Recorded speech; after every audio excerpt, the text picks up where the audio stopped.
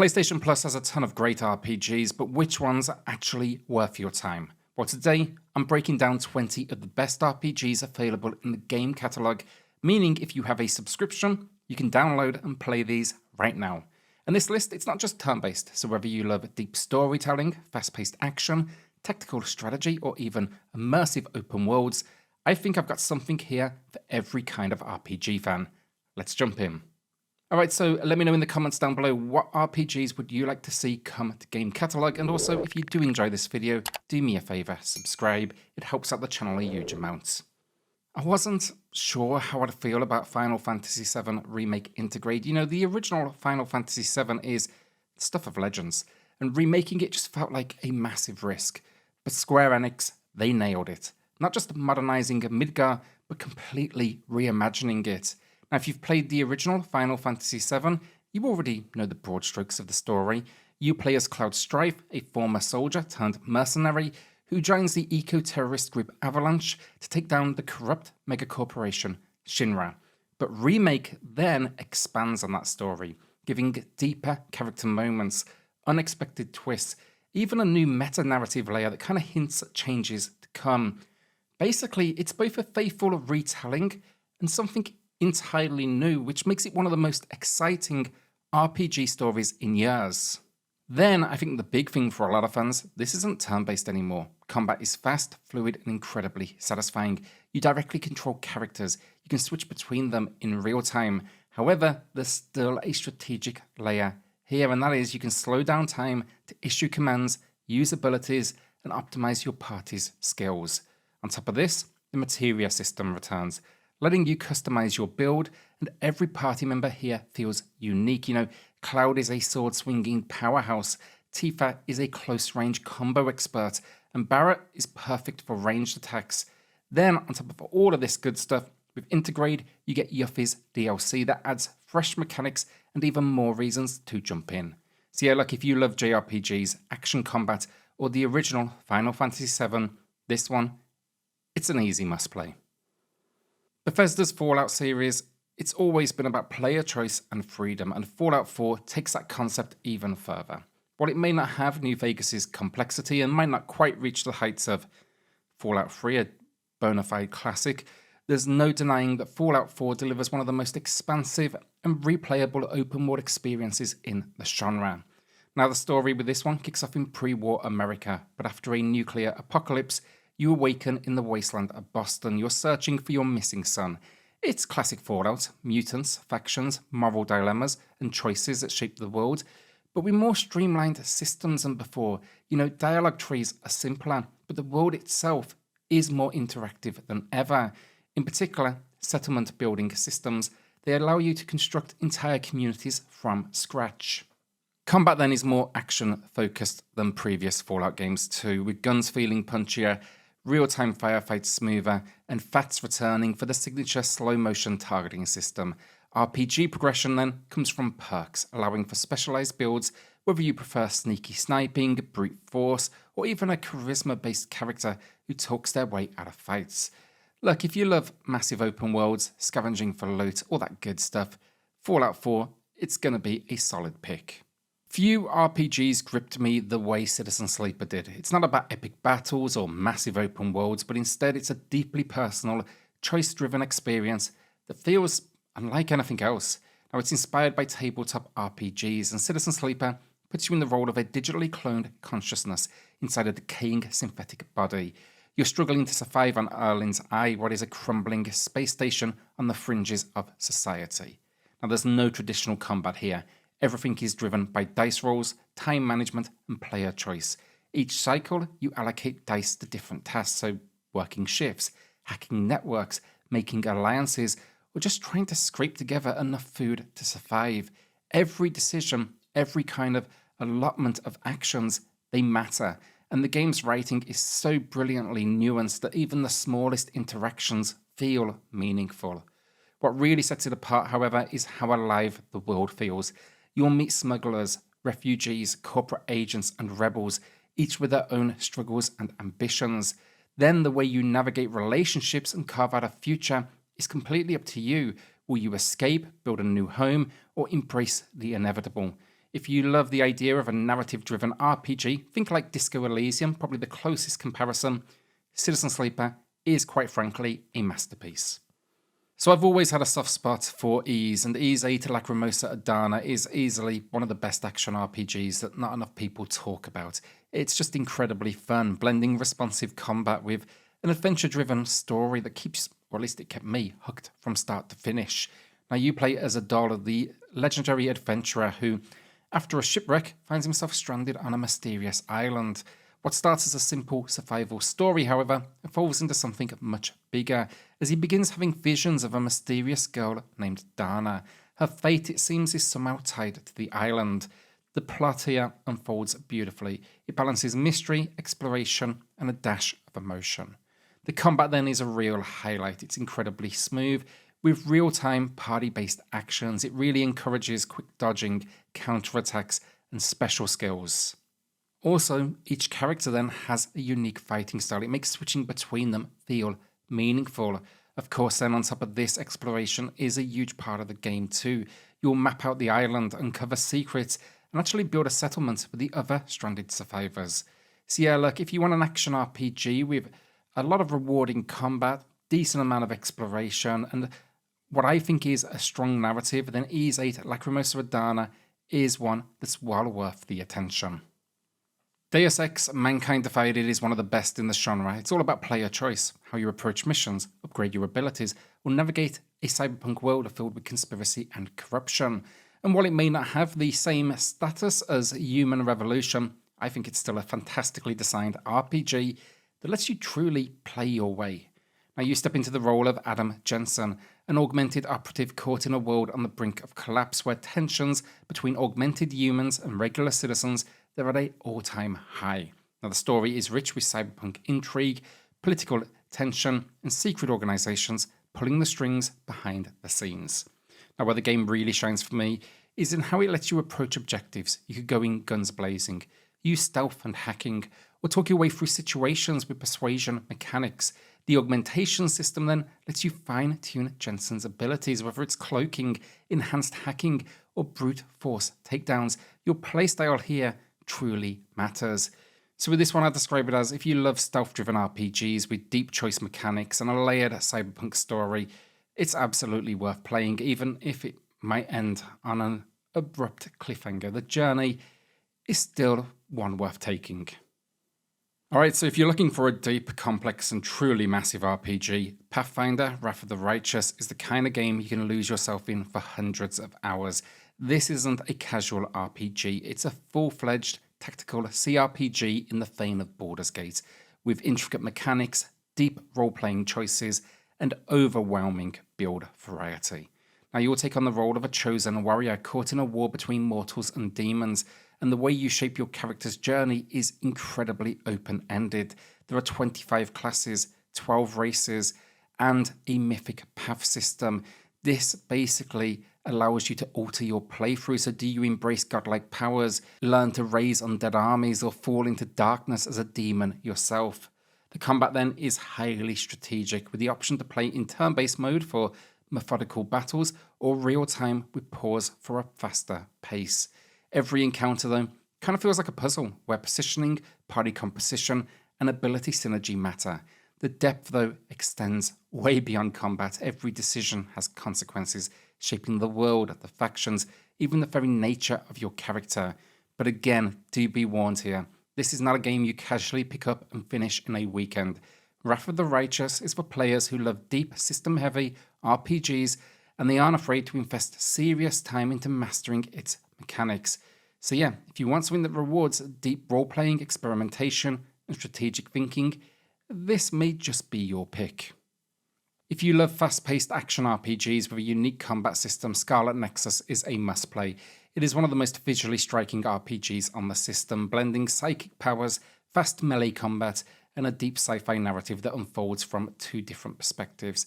So yes, there's two players, you can play as either, but they are soldiers in a futuristic world where humanity is under attack by monstrous creatures known as others. The story changes dependent on which protagonist you choose, but each will offer unique insights and relationships that add replay value. The combat then, really fast, really satisfying. You can basically launch enemies into the air, use telekinesis to hurl objects at them, even borrow abilities from your squad mates to expand your moveset.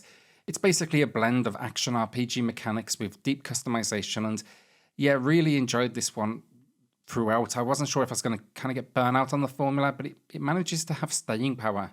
So yeah, look, if you like the idea of stylish anime combat, sci-fi storytelling, and good old RPG mechanics, Scarlet Nexus, definitely worth checking out. Sometimes you just want an RPG that lets you blow things up in style, and The Ascent delivers exactly that. It's a twin-stick shooter meets cyberpunk RPG, packed with action, loot, and a world just dripping in atmosphere. Now, it might not have the narrative depth of, let's say, Deus Ex, but if you're looking for fast-paced combat mixed with deep customization, it's a great pick, especially if you want something that has co-op. Now, you play as an indent, a worker stuck at the bottom of a corrupt megacorporation's hierarchy, when suddenly everything collapses, leaving gangs, mercenaries, and rival factions fighting for control. The cyberpunk setting is brilliantly realised, filled with neon-lit slums, high-tech skyscrapers, and seedy underground markets. Now, the isometric perspective then makes it really stand out from other games on this list today, and I think it looks stunning, honestly. Some of the best lighting and effects in any top-down RPG out there. The combat, though, of course, is where this one really stands out. It's a twin-stick shooter, but with cover mechanics, destructible environments, and a deep RPG system. So expect to be leveling up, upgrading skills, modding weapons, even building out a character that fits your playstyle, whether that's brute force shotguns, precision sniping, or hacking your way through defenses. So yeah, action-heavy RPG fans with a decent amount of customization, absolutely come here. Most Dragon Ball games focus on fighting, but Dragon Ball Z Kakarot does something different. It turns the saga into a full-fledged action RPG, letting you live through Goku's journey in an open-world format. Now, if you are a fan of the series, this game does a great job of capturing the essence of it, blending story, exploration, and RPG progression into a nostalgic, yet entertaining experience. Now, the game, it follows the entire Dragon Ball Z story, from the Saiyan saga to the Buu saga, and even includes side stories that expand on lesser-seen moments. You'll train, fight iconic battles, and interact with classic characters in a way that feels more immersive than, those typical arena fighters that anime seem to just adore.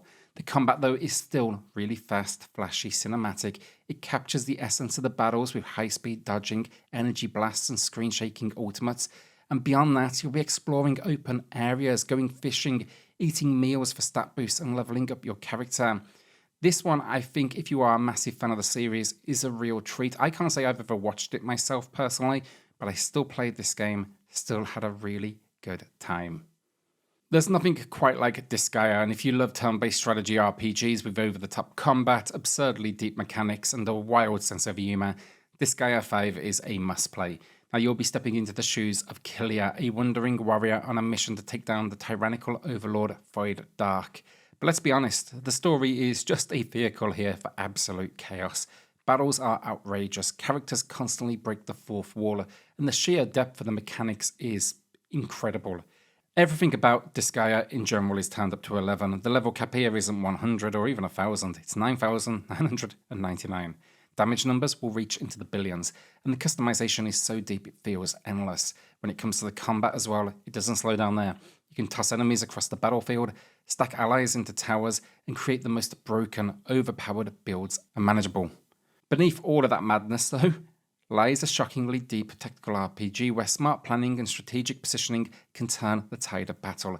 So yeah, if you love think Fire Emblem style strategy, but want something more ridiculous and wildly addictive, Disgaea 5 will keep you hooked for hundreds of hours, whether you plan to or not. Monster Hunter Rise isn't a traditional RPG, but it's absolutely an RPG at its core.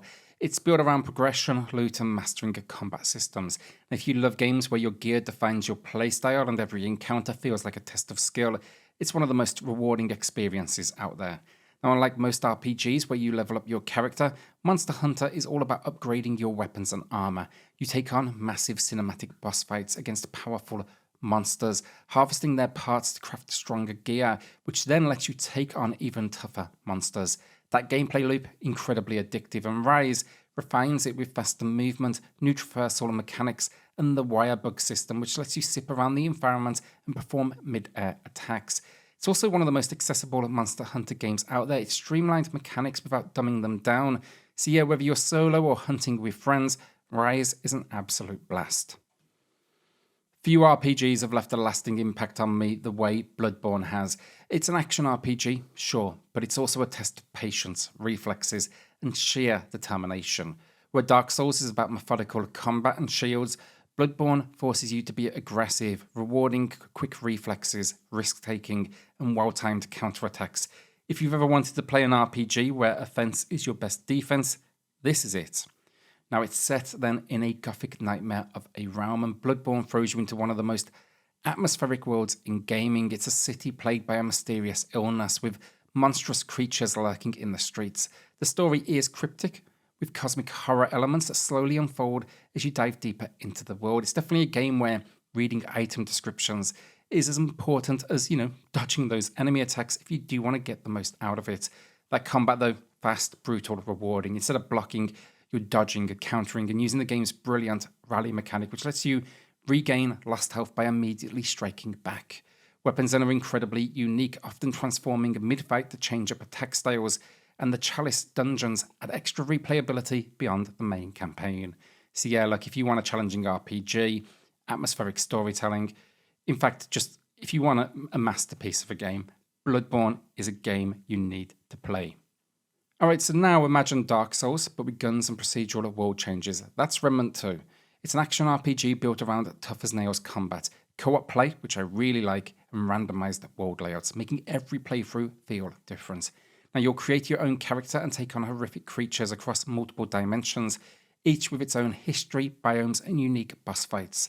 What makes Remnant 2 stand out, though, is its procedural generation, meaning that no two plays are going to be the same. That means you could be playing it, your friend could be playing it, you're going to see different things. It's really interesting. Different story events, different dungeon layouts, even bosses can be completely different. The combat then, really weighty, real intense, with precision shooting, dodging, and stamina management, much like a Soulslike. But it is, however, also built for co-op, meaning you can team up with a friend to take down these massive bosses and explore these dungeons together. So yeah, if you want co-op Soulslike, this is a fantastic option.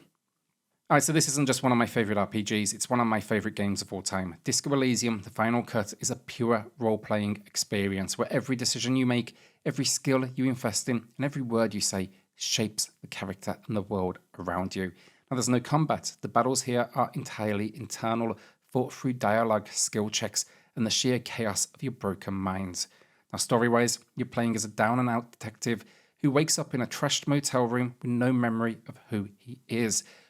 Doesn't even know what he's doing or why he's wearing a disco-era suit. From there, though, it's up to you to put the pieces together while trying to solve a murder mystery. And you're also going to be battling your own inner demons, quite literally. Your skills basically have personalities of their own, arguing with each other and influencing how you think and react. The writing here, the layers it has, is just next level. It's just sharp political commentary, dark humour, deeply human moments that stick with you long after the credits roll.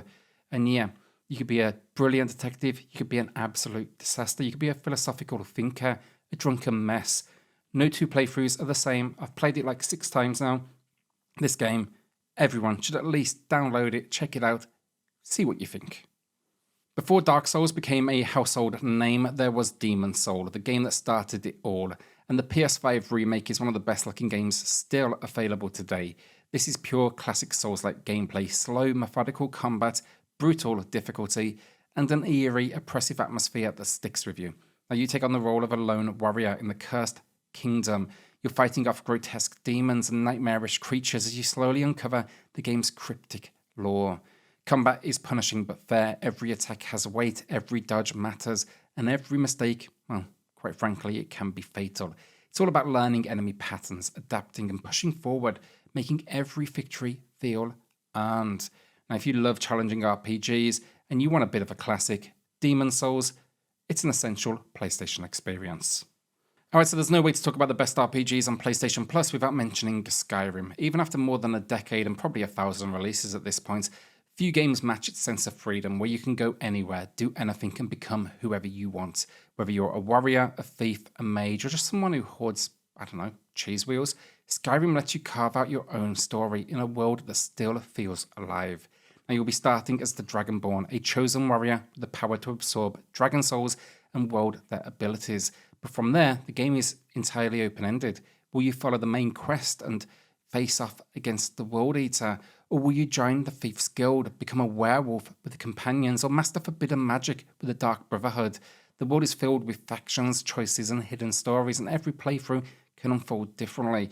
Transparently, it's been about 10 years probably since I've played this game now, but it's still stuck with me because the combat, the exploration, it's all so flexible. It is really a lot of fun. And yeah, it has that kind of infamous Bethesda charm. You know, physics can be wonky, the NPCs look they look ridiculous, and they can say some hilariously robotic lines, but it somehow still adds to Skyrim's unique personality. So for open world RPGs, I don't think there's many better options out there.